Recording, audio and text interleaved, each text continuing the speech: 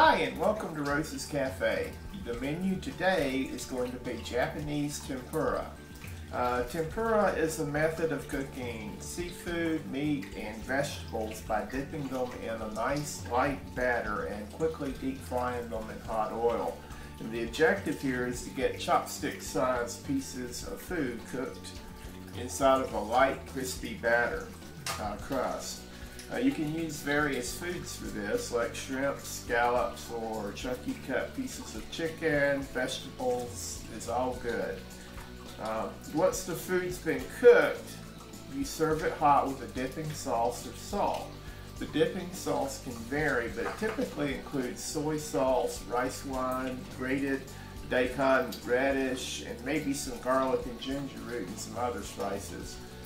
Tempura is generally considered to be Japanese cuisine, although it seems to have originated with the Portuguese. Tempura is served in Japanese restaurants all over the world, and variations can be found in the cuisines of many different cultures. Today here at Rose's Cafe, we're going to attempt to cook a version that might typically be found in the Philippines.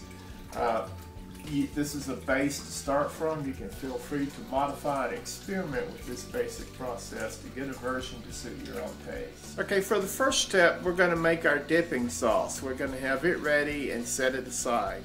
The ingredients for the dipping sauce that we're going to use today includes a cup of chicken broth, which I have made using a cube of chicken bouillon. If you want to get more authentic with this, you could actually make shrimp broth by cooking the heads of shrimp in water and then using the resulting liquid. I wasn't able to find in my grocery store shrimp with heads still on it, so unfortunately I'm substituting the chicken bouillon, but it should still work okay. Half a cup of soy sauce, a quarter cup of rice wine, half a cup of grated daikon radish, 4 cloves of garlic chopped, and 2 tablespoons of sugar. Now we're going to add all of these ingredients to a saucepan, bring them to a boil, and cook this all together for about 5 minutes with constant stirring.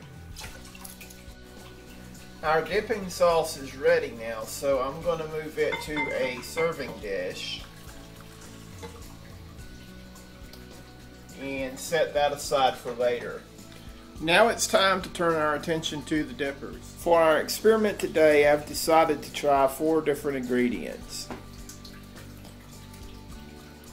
I took a couple of carrots and chopped them into long thin sticks.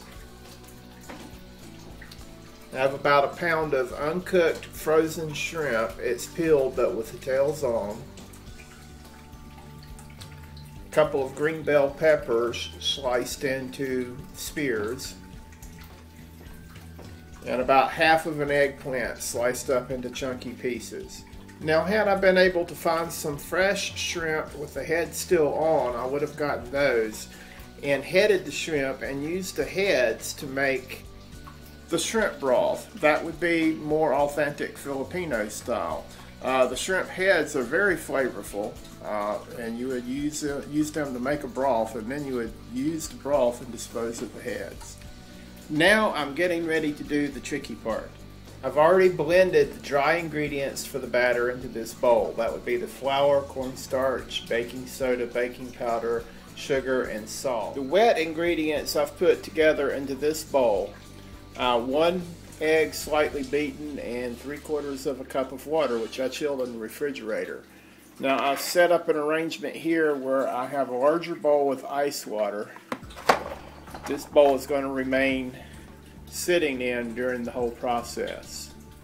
Now I'm going to add the dry ingredients to the wet ingredients and blend it just until it's mixed. We don't want to get the lumps out.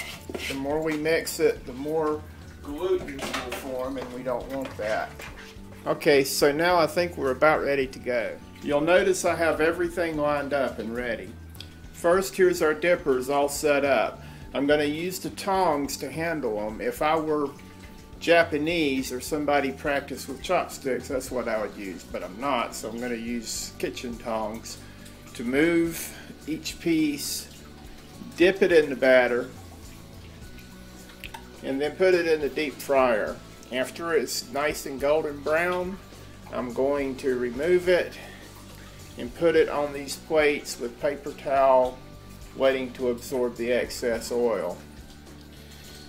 The oil that we're going to fry it in should be between 340 and 360 degrees, and it looks like it's just about there. So here we go. Let's give it a try with one piece and see what happens. Dip it in the batter. Put it in the deep fryer.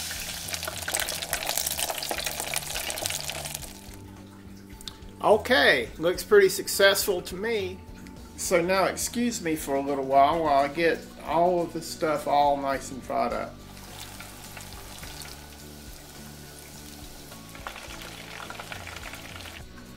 So now I'm all finished. How did it turn out? Well, for my first effort, I would say not too shabby. For appearances, I give myself a D- on the presentation. I learned a few lessons. If you try to get in a hurry and cook too many pieces at once, it sticks together and doesn't come out pretty. But you can trust me when I say it tastes really, really good. I mean, it's shrimp and it's deep fried. Come on, how can you go wrong? We've enjoyed cooking for you, and we'll see you next time at Rose's Cafe.